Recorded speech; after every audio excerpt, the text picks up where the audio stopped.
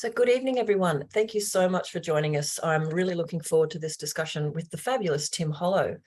Before I introduce Tim and we begin our discussions, I might just share screen so that I can acknowledge country and tell you a little bit about Earth Laws Month. First of all, there we go. So yes, tonight I'm really pleased that Tim's agreed to join us as he's out and about in the world talking about his fabulous book, Living Democracy. So we'll talk about that in a moment. Oh, my slides are really strange tonight. Okay, but first I'd like to acknowledge country. I use this beautiful image of the water lilies at the nearby Nudji Nunda or Black Duck Waterhole in Turrbal language to share with you a little pocket of my beautiful world. And I'd like to acknowledge that I live, work and play on the traditional lands of the Yagara and Turrbal peoples. I'd like to acknowledge elders past and present and the emerging leaders and young people coming through, working so hard to care for country and to care for each other. I always like to acknowledge the remarkable civilizational culture that has existed on this continent since time immemorial, which has been caring for country and caring for kin through thousands of generations. And as always, I also like to acknowledge the ongoing impact and legacy of colonization and the work that the Australian Earth Laws Alliance and our sister organisations, Future Dreaming and the New Economy Network, are involved in our efforts and contribution to decolonising hearts and minds and building a very different future to care for each other and to care for country. I'd also like to just quickly mention that if you're new to the ALA gatherings at the moment, I'm flicking through these slides because this event tonight is one of 35. We're halfway through Earth Laws Month. The Australian Earth Laws Alliance is a small not-for-profit organisation working as hard as we possibly can to help increase the understanding and practical implementation of Earth-centred governance. And we unilaterally declared September to be Earth Laws Month. And we've been hosting 1, 2, or even up to 3 events a day, bringing folks together across science, Indigenous knowledge systems, law, economics, ethics, arts, education, and so much more. So a quick plug for those who are interested in a completely different paradigm for law and governance, please join our beautiful friends from North America tomorrow morning, 10 a.m. our time. And on Friday, the awesomeness of Nat Lowry and Liz Downs talking about green extractivism and the Australian energy transition.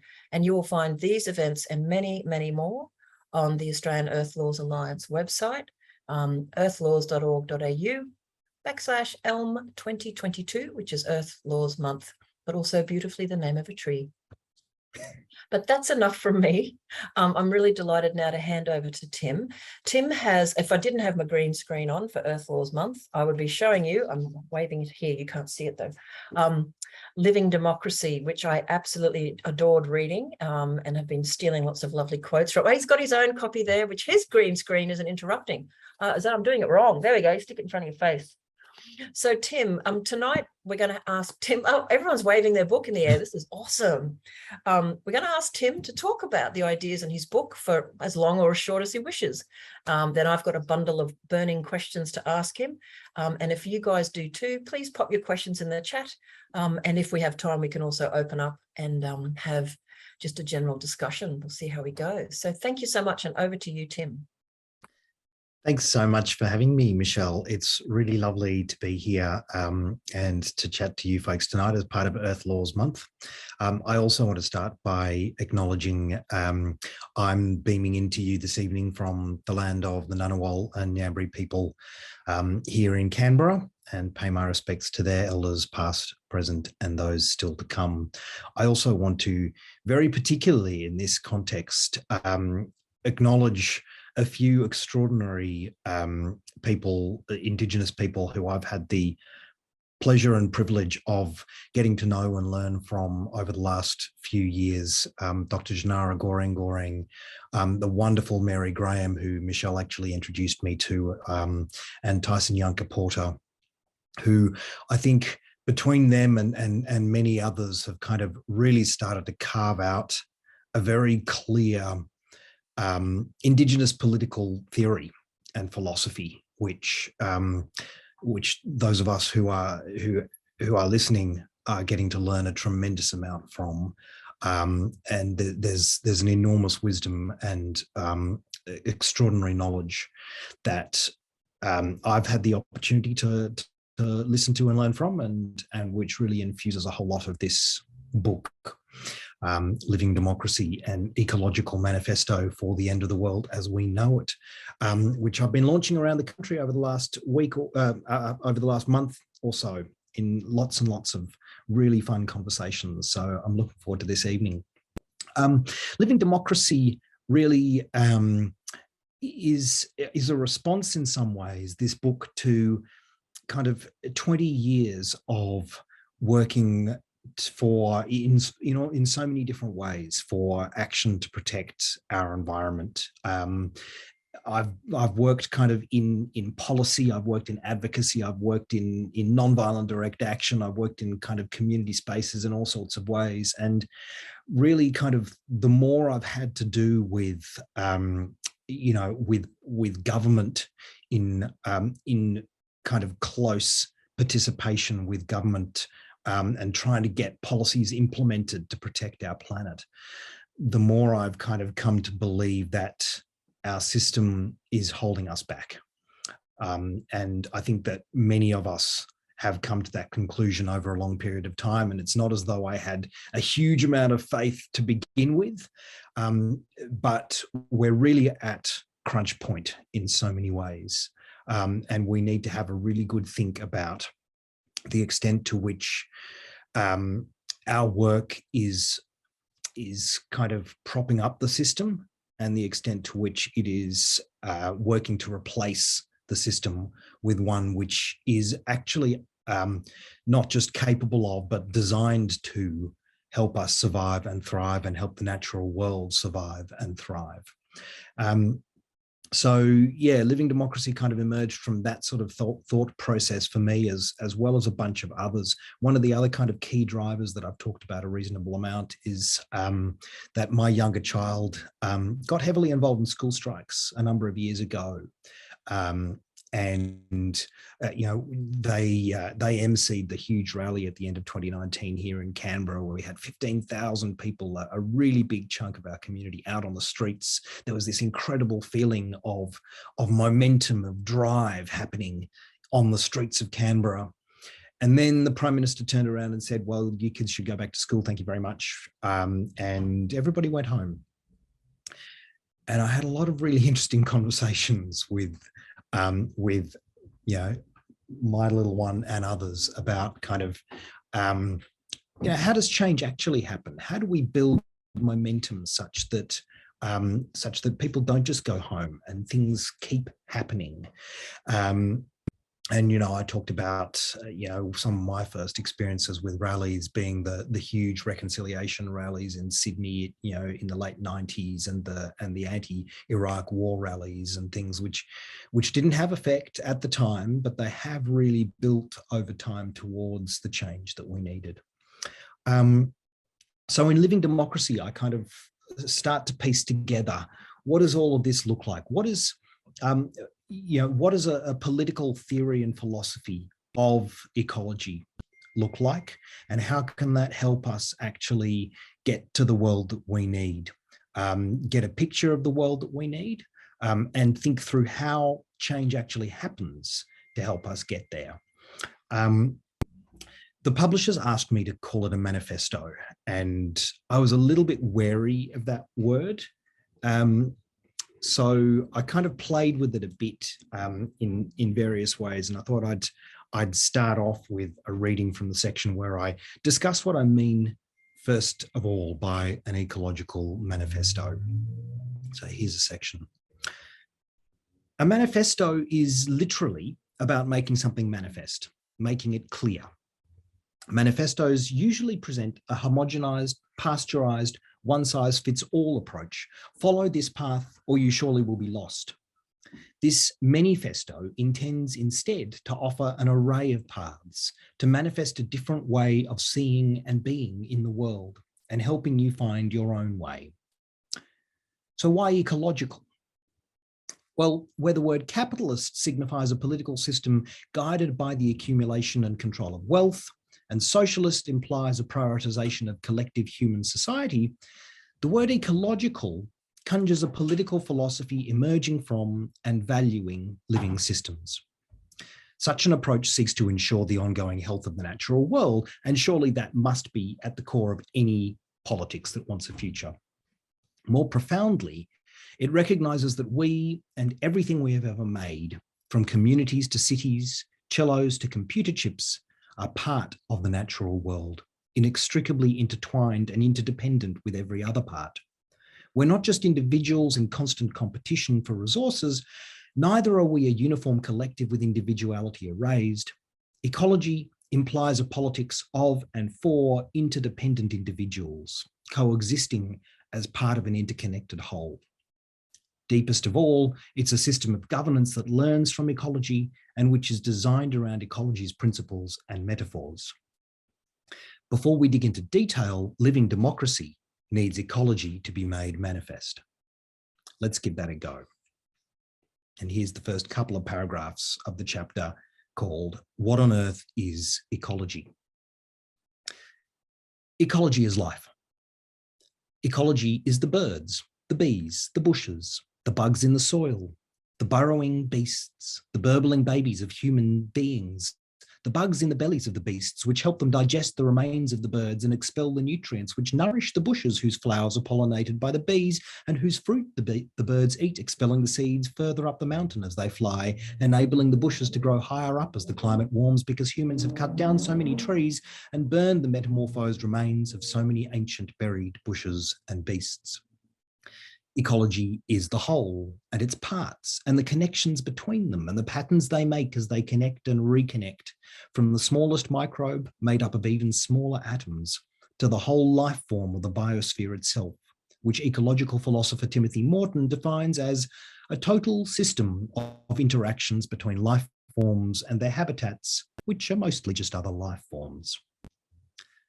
Ecology is the complex adaptive system of life itself, as well as of each individual and recombinant being which is part of the web of life. You are an ecosystem, a complex adaptive system made up of countless life forms changing as you eat and breathe. I too am an ecosystem, and as you read these words, the ecology of me meets and interacts with the ecology of you, and the coffee I drank perhaps years ago now is right now stimulating your mood, such that, who knows, you may decide to set up a veggie patch, join a renewable energy cooperative, or run for parliament. Ecology is coexistence. It's cooperation and competition combining in complexity, which isn't always comfortable. Ecology is interdependence, the health of the whole and its constituent parts dependent on the others and the connections between them. Ecology is ambiguity, even contradiction. It looks different depending on which direction you're observing it from and where you think its edges lie. Ecology is ephemeral. Point to it, and like the whale breaching or the sea eagle diving, it's moved on before you can exhale. In ecology, the only thing that stays the same is change.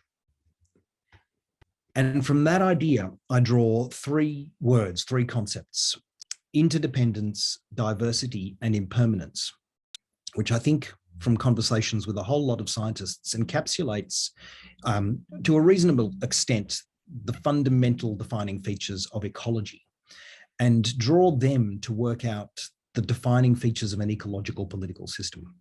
So through the book, what I do is in part one, I kind of use that to think about how we got where we got to through the development, the evolution of a system which is anti-ecological, which reverses that and builds a system based on disconnection, on domination and coercion, and on the illusion of permanence.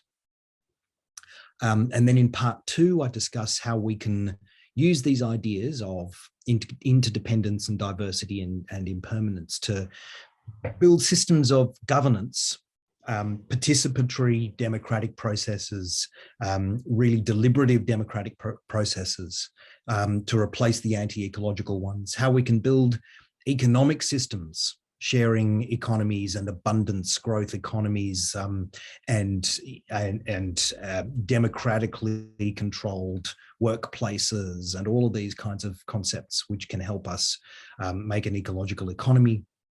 I talk about how we can use this to reform globalism in an interdependent and mutualist way, instead of having translated that competitive individualism to the global sphere. And of course, how we can live interdependent with the natural world in so many ways. And I'm sure we can talk about that a fair bit more over the course of this evening. And then in part 3, I look at how change happens. And in some ways, that was my favorite bit of the book to write. And I'm having some really interesting conversations about that, challenging both the idea of reformism and revolution, to say that both of those are actually anti-ecological modes of change. Reformism's big problem is that so much of the time what we do when we're working for reform is by asking governments and corporations to do what we think they need to do, we're actually enforcing their power. We're buttressing their power instead of actually building our own power to create the world that we want. And too often we're also, when it works, we're releasing a pressure valve, in a sense, to enable that system to continue longer than it should. And when it doesn't work, which is most of the time, it's a really disempowering approach, actually. We go into this, so many people I know, particularly across the environment movement and the social movements, are so depressed all the time because we're just continually asking for stuff that we know our governments are simply not going to do. And revolution, of course, really creates scorched earth. It drives us apart, and it makes it much, much more difficult to build the world that we want to build. As the wonderful Hannah Arendt said, violence can only destroy, it can't create. So any revolutionary process that's based on violence is not going to help us create the world that we want. And I talk about understanding how change actually happens in the natural world through understandings of panarchy, for instance, which is a wonderful theory that we can talk about perhaps. Looking at how actually the way change happens is that systems and at various scales are kind of starting to change over the course of time, and the systems that dominate reach a point of collapse. And through that collapse, there's the space for regeneration underneath. And I think so many of our systems, our controlling and problematic and anti-ecological systems, are heading for collapse now. And our path is to sow the seeds of what we want to generate underneath, to cultivate the healthy soils so that it can grow in all sorts of ways, to use those processes to withdraw our consent from the problematic systems and to start to buttress it all together and create new institutions that will be around the world that we want. I've probably rabbited on for long enough, and it's time to chat to Michelle and then to you. Thank you, Tim. And I was about to think of a cheeky way to say not rabbiting, but qualling doesn't actually sound as funny. So I'll try to. Qualling's good. Bandicooting. Very good. Well, thank you, Tim. And I really commend you for this lovely book. And by lovely, I don't mean small and petite, but really big and expansive and thinking about terrific things. But it was also lovely to read, which I was deeply relieved about. Actually, just before I've got a number of questions I'd love to put to you, but JP's asked a great question. Have you recorded an audio version of the book yet, Tim? Not yet. It took the publishers a while to work out what to do about that. And actually what they've done about it is say, we're just going to revert the rights back to you and you can do it. So I'm about to. I'm about to start recording it, and hopefully it will be, it'll be out at some stage in the next couple of months or so if I can get my act together. Excellent. Well, and I think you've got a beautiful voice too, so it'll be nice to listen to your ideas from you. So when I was reading the book, Tim, I mean, it's very obvious, and you acknowledge very appropriately and upfront the influence of Indigenous peoples in this continent and beyond, and the influence they have on your thinking. And you've actually already touched on the answer to my question in your opening remarks. My thoughts were not just how much influence do Indigenous thinkers and writers and culture have on your work, but how different is your book written here in Australia to perhaps something written in Europe? Can you think about and explain to us how you think the uniqueness of the cultures in this place have shaped your thinking on what comes next in our sort of future? Look, they have absolutely influenced my thinking here. yeah, as I said, I acknowledge, the extraordinary. It's funny to use the word privilege in that context, but it feels like the privilege to have had the opportunity to meet and converse with people like Mary Graham and Janara Goring, and learn from them. I suspect we have, those of us who want to listen, we have a greater opportunity here to listen to First Nations wisdom than in much of Europe, though not all of Europe. But there certainly are people who think in these terms in the European world as well. It must be said. I think it's important to recognise as well that a lot of this thinking is the same kind of thinking as we learn from First Nations people in the Americas, from First Nations people in Africa and Asia, and the far north of Europe, the Sami people, where there are Indigenous peoples. The lessons that they have learned over the millennia tend to be very similar. So there is space to listen for those who are open to it, wherever you are in the world. Thanks, Tim.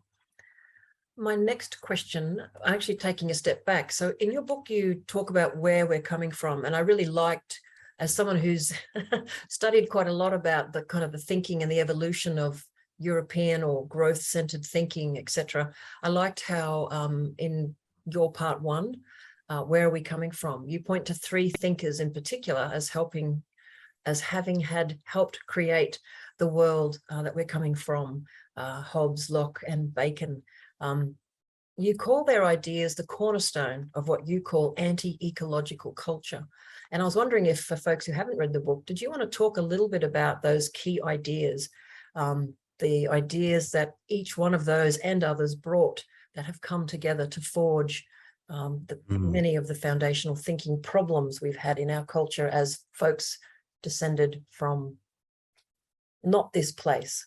Right. Yes, sure. I mean, there's one particular, let me see if I can find it. There's one particular thing that Francis Bacon said.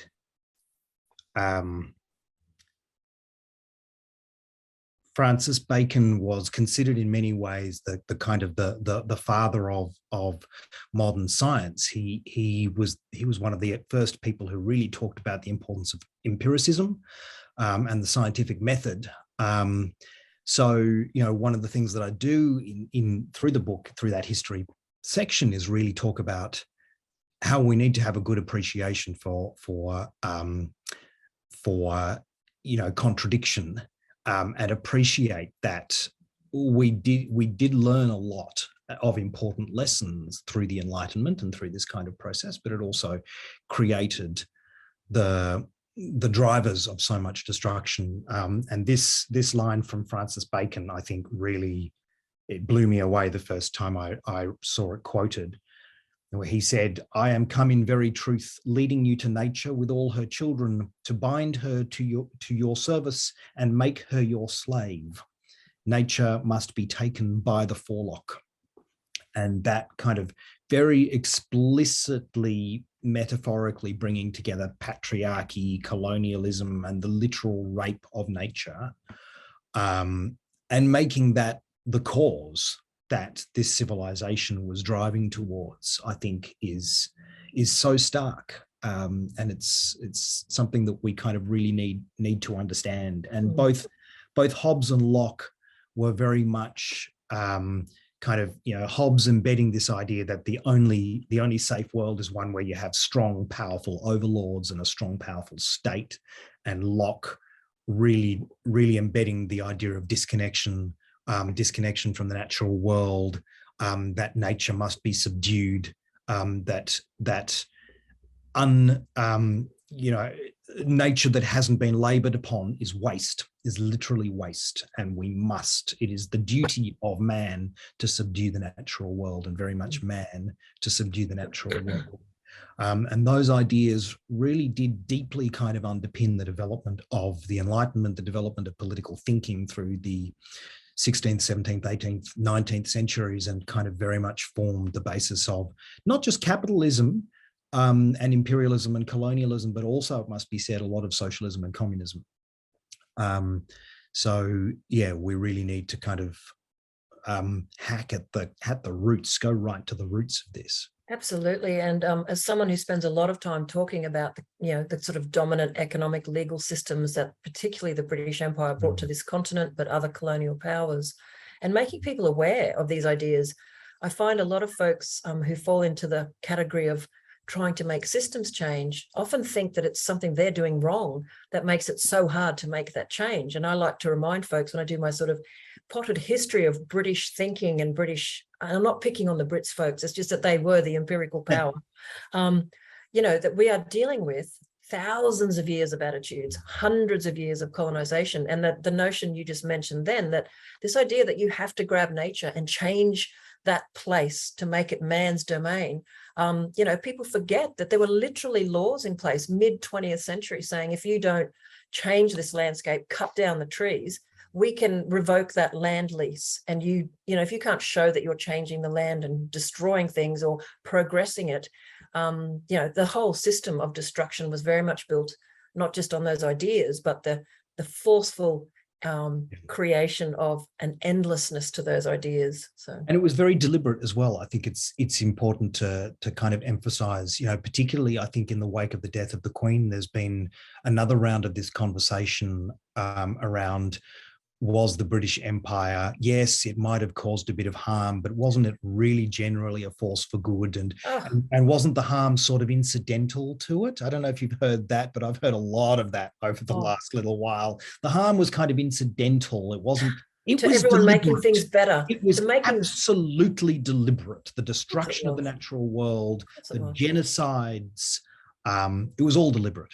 Absolutely. And the royal family were in cahoots with the British, with the slave trade. They supported the African companies that were involved in it. They actually moved in on those companies deliberately. So you don't want to get folks like you and I started on the current discussions about, anyway, that's a whole nother conversation. And maybe I do think next year Ayla will be hosting a lot more rigorous discussions about decolonizing. We've opened up those discussions with Future Dreaming, Yin Paradise, Mary Graham, Ross Williams.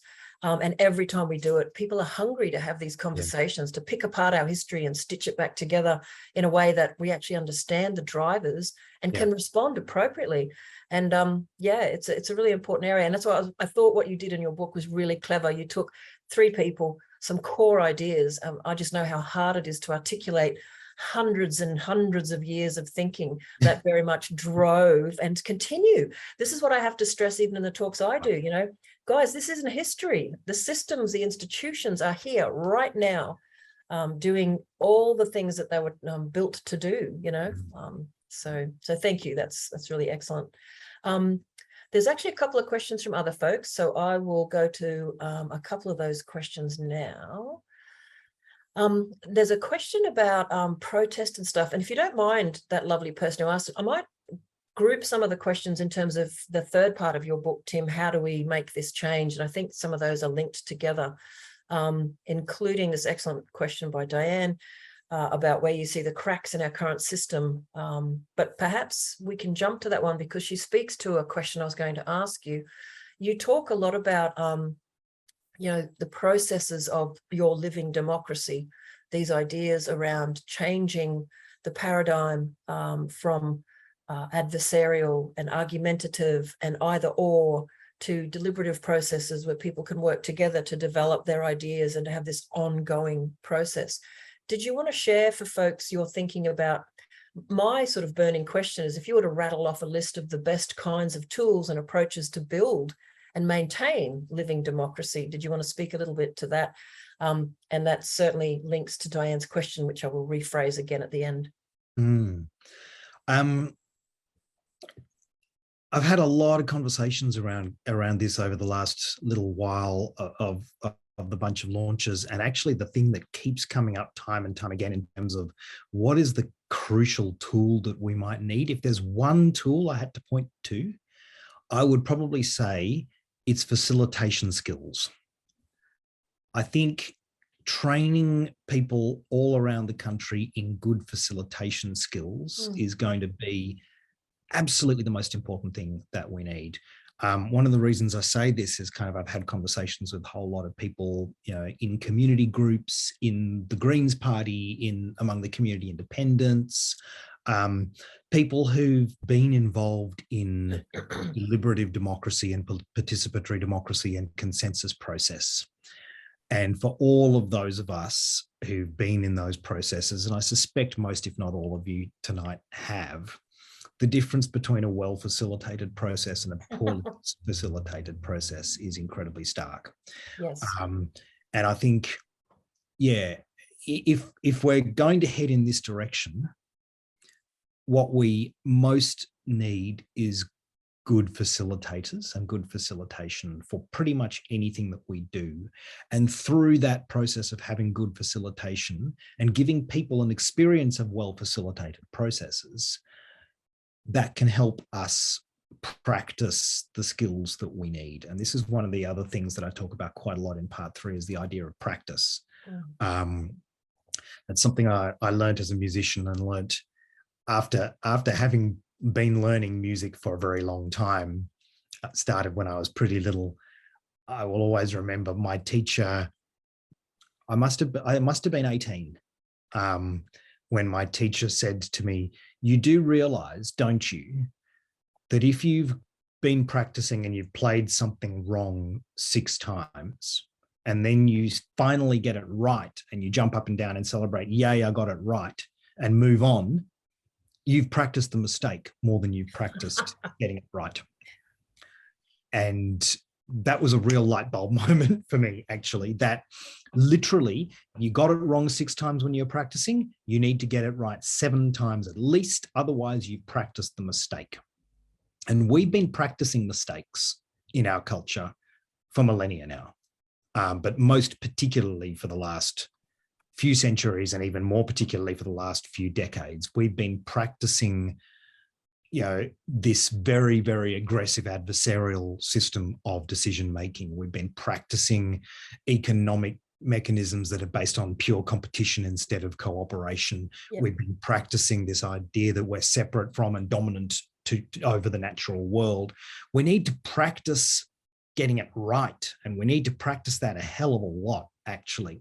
And I think in so many ways, one of the most important parts of that is participating in well-run processes, in well-facilitated processes. So whether that's going to be citizens' assemblies, whether it's going to be community meetings on particular things, whether it's going to be, you know, buy nothing groups, whether it's going to be repair cafes, whether it's going to be community gardens, whether, you know, whatever it's going to be, it needs good facilitation and it needs practice. No, I couldn't agree more. And a million years ago, when I was working in Britain, I participated in really top-notch facilitation and mediation training with folks from the Environment Council. And it blew my mind open. I think I was 26, and I suddenly learned the difference between process and content. And I find, particularly in Australia, people who think they're facilitating something are just chairing a meeting, and they're not really understanding the art of bringing the best out of everybody. And I love the fact that in your book, you quoted Ostrom saying that, because that's what I used to tell people. I try to stress it to everyone. A good facilitator is the person who, when they're finished, everyone congratulates themselves for having produced something awesome, because they're not really noticing that you did the work to help them keep going. But I like how you say here, Ostrom, a quote from Ostrom, a core goal of public policy should be to facilitate the development of institutions that bring out the best in humans. And to me, that's the very heart of facilitation, the process that actually brings everyone into violent disagreement or agreement, but gets them having those discussions. And Tim, I'm sure you'll agree, one of the nicest overviews of why that's a different way of working, some of the comments that Mary Graham makes about hierarchical structures. And she often says we can't build any kind of ecological society unless we change our governance. This idea that, you know, Aboriginal communities were semi-autonomous or autonomous communities, heterarchically, as in flat structure, not everyone telling each other what to do. So I find that some of her insights are, again, quite mind-blowing. I'm sure you agree. Yeah, definitely. Just got a couple of other questions. Actually, just on that though, I noticed you also, of course, mentioned Tyson Yonker Porter, and you quote him as talking about yarning, having these protocols of active listening, mutual respect, and building on what others have said. So I think that they're all really lovely comments. Yeah, and it kind of really comes to, there's such clear models of deliberative democratic processes that are kind of now being reinvented and rediscovered by us in the kind of the minority northern Western world, however you want to put it. And it's just, it's fascinating to me to see how there's finally this kind of convergence actually starting to happen. Yeah. And what I think is so crucial about this is, and it's not new to any of you, I've no doubt. But in conversations with people about democratic process, sometimes it gets dismissed as, it's just about the process. It's just about kind of, being fair to people, blah, blah, blah. And the process doesn't really matter that much. Well, the thing is, what all of these understandings of deliberative governance or yarning or whatever you want to call it have discovered is that the process absolutely determines the outcome. Yep. It doesn't just influence the outcome, it determines the outcome. If you go in with an adversarial process where people are basically told to walk into a room and pick a side and immediately start fighting,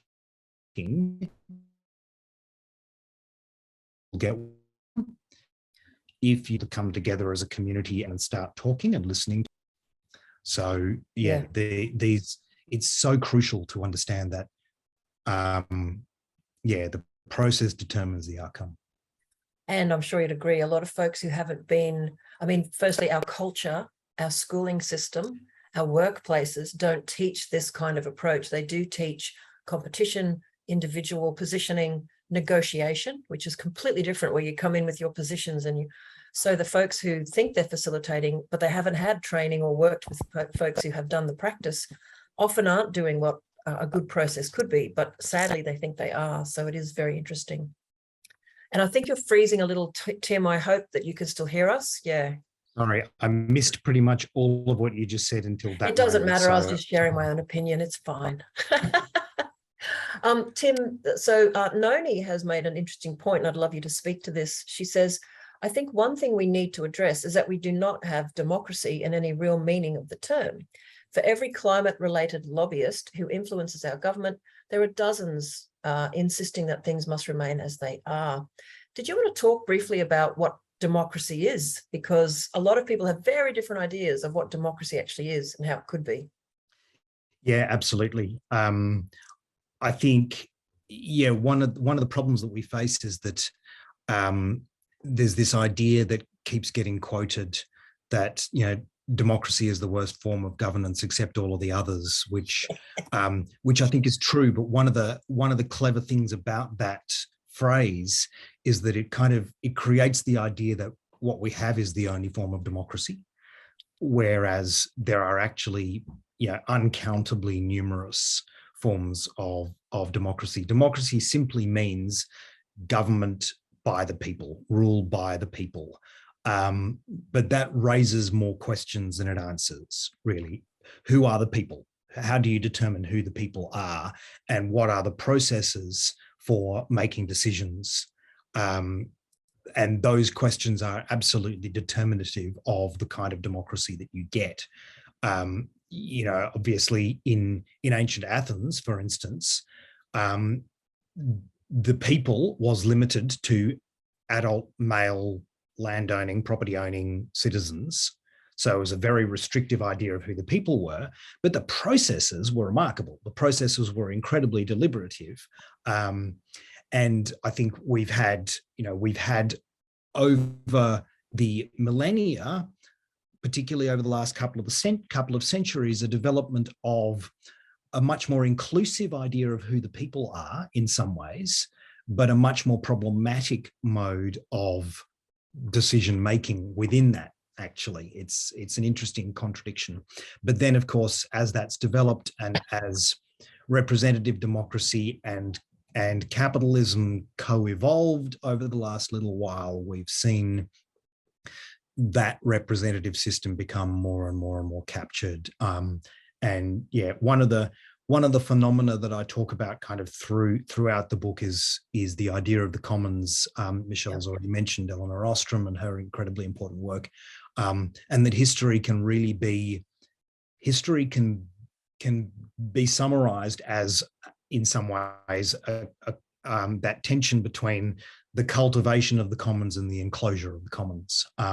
Democracy, to me, is a commons. Democracy is about a process of community coming together to co-determine their own future, to work out how we work and live and thrive together. And it's been enclosed. Democracy has absolutely been enclosed for private profit to an extraordinary extent. So yeah, I think it's important to say we still do have a form of democracy. We have in Australia the luxury of an extraordinarily, probably one of the most trustworthy electoral systems of any democracy ever invented, actually. We genuinely do. Our voting system is second to none. The problem is that there's an extreme limitation on the people who can run for election. There's an extreme limitation on the kind of, the use of money in the process is really problematic. The limitations on the political parties, on the political debate, all these kinds of things mean that despite the fact that we can trust the fact that our votes have been counted properly, there's big question marks over our influence over that vote and what happens when those people have been elected. And we're basically told to bugger off and come back in a few years and vote again. Protest being made more and more illegal, advocacy being made more and more difficult. I think we might come back to that. I've got a couple of questions looped into the whole, how do we make the good stuff happen? And let's definitely come back to that. It's such an important issue in Australia at the moment and continues to be. Two sort of more conceptual themes in your book, and then we might jump into the how do we make change happen. There's a number of questions coming in about that. I was really interested to see what you were writing about the role of adaptation as this sort of ongoing process, and one of the skill sets we all need, that, you know, the only thing that we can be guaranteed of is endless change. And you quote Murray Bookchin, the assumption that what currently exists must necessarily exist is the acid that corrodes all visionary thinking. Did you want to talk a little bit about how important you think our capacity to adapt to these endless changes is in building a living democracy? Yeah, look, it's absolutely crucial. The other very similar quote was from Hannah Arendt, and I can't remember the exact words. I could find them, but it's along the lines of our systems begin to die as soon as the living power of the people is disconnected from them. Essentially, the power comes through the process of people coming together and acting in concert. And as soon as that process stops, it starts to corrode. And that's a really challenging thing, I think, for us to think about. It's, you know, we see these demands for certainty all the time from big business and that kind of thing, which is easy to say, well, that's ridiculous. That's just rent-seeking kind of behavior. But we also, on the left, for want of a better terminology, in progressive politics, we're often talking about constitutionalism. We're often thinking in terms of utopianism, and this idea of a perfect final world, in a sense, that we can get to.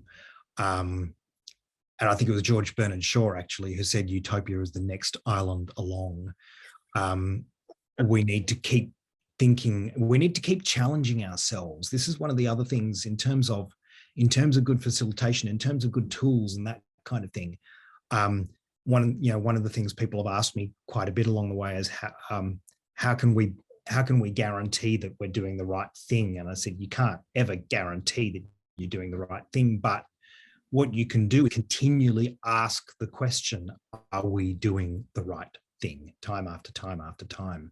And what our system has done is to say, this is what it is. This is the right thing, and it shall not change. And that's actually, it's so problematic in so many ways. But one of the most problematic things about it, of course, is that as this system has created ecological crisis, in the face of that crisis, it now can't change. It's now incredibly brittle. And that, I think, might lead us into that conversation about what comes next. But the world that we're heading into now is for better or worse, a world of rolling crises. And I think we all know that so well, whether it be fires and floods or food shortages or pandemics or whatever it's going to be, for the rest of our lives, the ecologies around us will continue to change dramatically. And the only way we can survive is if our systems are geared to understanding that things are changing and to changing with them and to keeping up as much as we possibly can. Yes, I'm in violent agreement with you. So I'm going to go back now and I'm going to cover off some of the questions folks have asked, which I think fit into this, how do we make these changes happen? And there's a question, my city, the Blue Mountains Council, has signed off on all kinds of grand statements, such as the rights of nature. I'll claim that I had a hand in that and they are working on it, but anyway. However, bureaucratic processes are so slow, I'm not seeing any change, even in new strategies. How to start protesting without antagonizing my friends on council and councillors? And before Tim answers, I think rather than protest, nag. I think there's a beautiful power of nagging. When's the next steps? When is this going to happen? Why hasn't it happened yet? I want to be part of this. When's the meeting? Can I be on the mailing list? Why aren't I on the mailing list? Do you have a mailing list?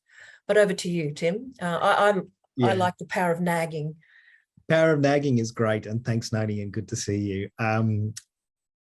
Look, my kind of controversial-ish answer is don't put your faith in these processes. Actually, I think this is part of the problem. I think it's really important that the Blue Mountain City Council is making those noises, and good on them for doing so. And thank you, Michelle and others, for helping that happen. I think the big difference that kind of thing is making is normative, in a sense. It's actually helping shift our understandings of how government could and should happen. But government is designed in such a way that it won't do it. We cannot wait. We cannot sit and rely on governments to actually get this stuff done. We need to get on with it ourselves. And I know you and so many others, and Michelle with the Green Prince work and all of this kind of, there's so much stuff that's just going on at the community level to actually get this stuff moving. Yeah, we're just getting on with it and leading by example. And then if government troops along behind us, great, but it's kind of attacking it on a million fronts whilst getting on with the work. Yep, government will do one of three things. It will either do everything it can to block it, or it will co-opt and adopt it, or it will fall apart.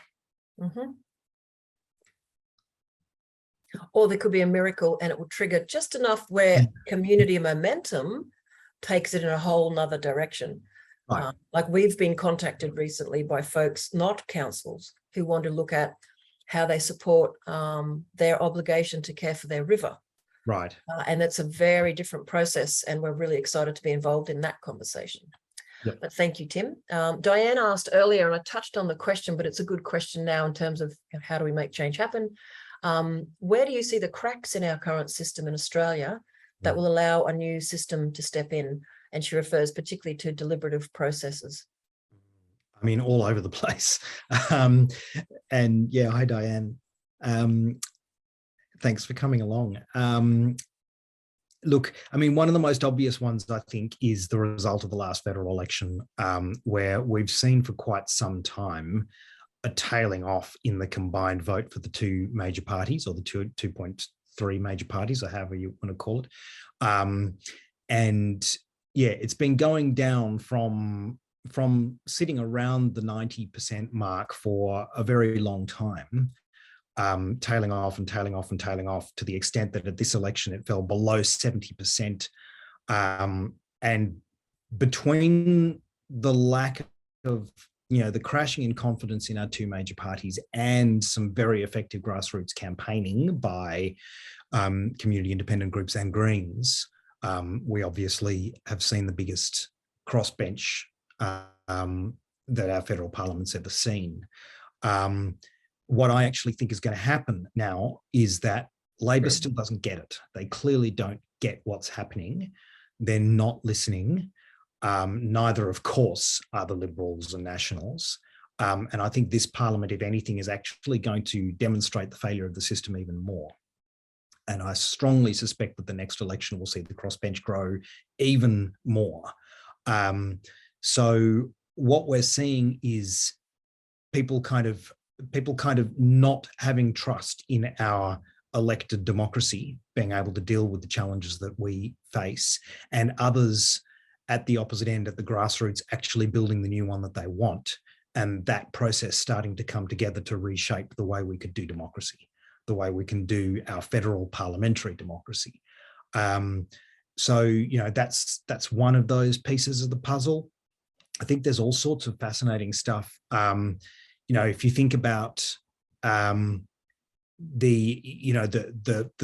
empty shelves in our supermarkets in response to both fires and floods and pandemic, where you got these episodes of panic buying, to me that's a really clear signal of cracks in the system, because it's showing that people don't actually have faith in the market to keep them well stocked. We've been trained for so long to believe that the market will sort it out. Well, we don't believe that. It's not happening.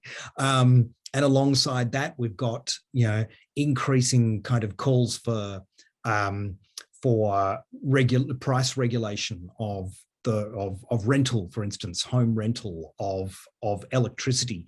The whole energy market, the national energy market in Australia, was suspended for 9 days a couple of months ago, because the regulator that is literally called the Australian Energy Market Operator, the body that was set up to manage the Australian energy market, announced publicly, sorry, the market's not working. Literally, their public statement said, the market's not operating properly to guarantee supply, so we're just going to shut it down. And they reopened it 9 days later after they'd kind of put in a few mechanisms. There's crack all over the place. In our governing systems and in our economic systems, that people are starting to grow their own models up through. Wonderful. And it actually links to another comment by Diane, where she said, you've listed a lot of great positive approaches.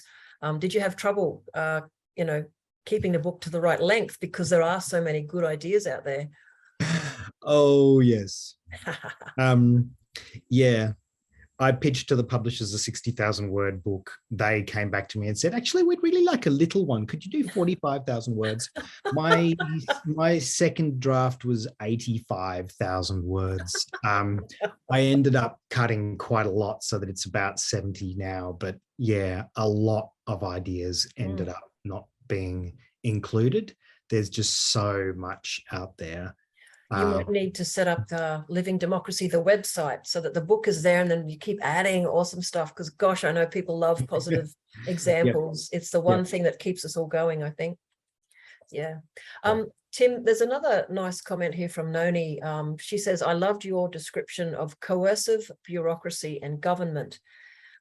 So coercive bureaucracy, and it links to one of my questions, which was, in your view, given your obvious lack of faith in the current political system, what are the roles of our current institutions, and how can we possibly change the grinding machinations of these bureaucracies and systems? That's a very good question. It depends on my mood how I answer that question genuinely. I actually think that a lot of the bureaucratic systems of our governments as they currently exist are just going to have to dissolve, actually, because they're standing in the way. And without talking too much out of school, I have a fair amount to do with the ACT. Here in the ACT, the Greens are actually in government, not majority, but where we have 6 out of 25 members of our parliament and 3 ministers in the government. And I just see examples week after week where the Greens ministers are making decisions and the bureaucracy is simply not implementing them because they come back and say, oh, really, you don't actually want to do that, do you? Or they don't even say that, and the minister finds out 3 months later that the department has simply not done what they've been instructed to do because they didn't want to do it. Like, that is a massive problem when we have bureaucracies which are deliberately undermining the democratic will of the people, undermining their democratic representatives. And I think that kind of government needs to go. It simply needs to be dissolved. I would love to see the role of the public service and that bureaucratic kind of layer reinvented in a sense, and to come back to where we started the conversation, reinvented as an enabler and a facilitator. Like, government actually really can and should be there to support the community to do what they want to do. And most of the time it stands in the way. Absolutely. And again, you look at the history, the kinds of bureaucratic departments, the kinds of institutional structures that we have right now were born in the late 1600s and 1700s as they were building the bureaucracies of colonial domination in other places. So they're hideously old, very, very, I was going to say pre-19th century. But anyway, and designed to maintain the status quo. Oh my God, yes, maintain to be hierarchical, power-based, centralized control, not distributed democracy, not distributed anything, and certainly not the way I love when Mary Graham talks about the way autonomous, entities can work together. And I really admire the fact that so many of the NGOs and not-for-profit groups very much work in that. So we certainly do, flat, hierarchical, working as partners and friends and colleagues. No one can tell anyone what to do when no one's getting paid. We all have to get in and support each other and do good deeds and acknowledge each other's work. And I think it's a great model for what the future could look like if we're lucky enough to survive it. Tim, we're pretty much out of time. One thing I did want to do, someone has mentioned here, and I thought I could end this and then just read a quote from your book that I absolutely loved. How can we identify the vital ingredients that a community needs to align around core values? We seem to have lost that spark that used to align us. So before you answer, let me read what I think is a lovely piece, many that you have written. You wrote, "Democracy needs to be alive. We do not face a choice between the invisible hand of the market, the dead hand of centralized control, or the fascist fist in our face. We can use our own living hands. We can join hands together. We can dig them in the soil and clap them in joy." I thought that was a lovely way to encapsulate what you're talking about, is free ourselves from these heavy weights and just work together to do the good things. Final thoughts, Tim? How do we identify the vital ingredients? Do it. How do we get the spark? Do it. Just do it. Whatever it is that you want to do. It comes back to my point where I started, that instead of a manifesto, I want this to be a manifesto. This is about, it's about actually getting on with things and finding our own path forward, whatever it may be, and embracing the fact that it's going to be a multitude of paths. This is, I think, one of the most critical things that I want to leave you with, that we have a tendency to kind of say we want to find the perfect thing to do, and we won't necessarily get on with it until we have that, until we've worked out exactly what it is. Well, no, in fact, to me, an ecology is the diverse interdependence. It is the fact that it's this grand mess, actually, of a bajillion different things that are happening and growing together.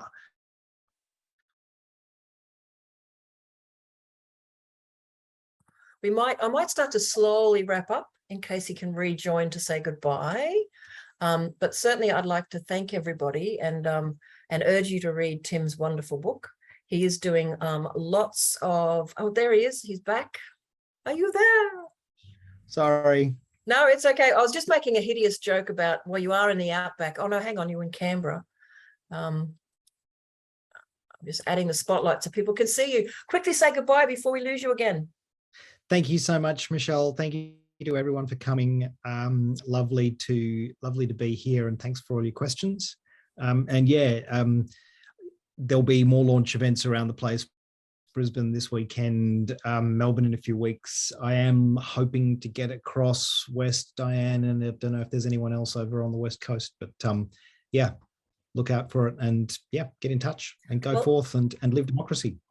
Thank you, Tim. And if you do end up in Perth, let us know, because JP and many others are part of the NINA Hub, and they can also host a lovely evening because they're about to ramp up NINA Perth. So brilliant. Lots of good things happening. But Tim, before you fade away again, thank you so much. It's been a wonderful discussion. I loved reading your book, and I urge everyone else to read it too. And do visit, just if you Google the name of the book and Tim's name, you'll find both ways to buy the book, but also his website about the book. And I'm assuming you've got your upcoming speaking events on that website, Tim. Yes. Very good. Very good. All right. We're going to let you float back into the clouds. And thank you all. Thanks, everybody, for joining us. We'll see you soon. Thanks. Thanks again, Tim. Bye. Bye.